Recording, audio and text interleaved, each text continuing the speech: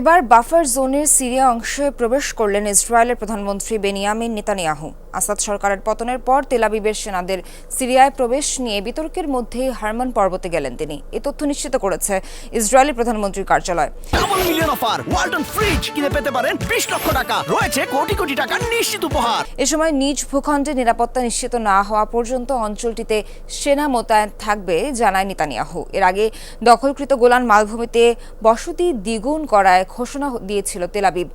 তাদের এই সিদ্ধান্তের সমালোচনা করে আন্তর্জাতিক মহল।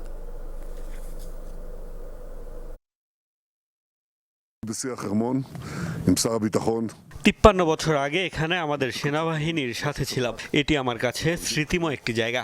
এখানে কিছুই বদলায়নি। সাম্প্রতিক বছরগুলোতে কেবল ইসরায়েলের নিরাপত্তার জন্য এর গুরুত্ব বেড়েছে।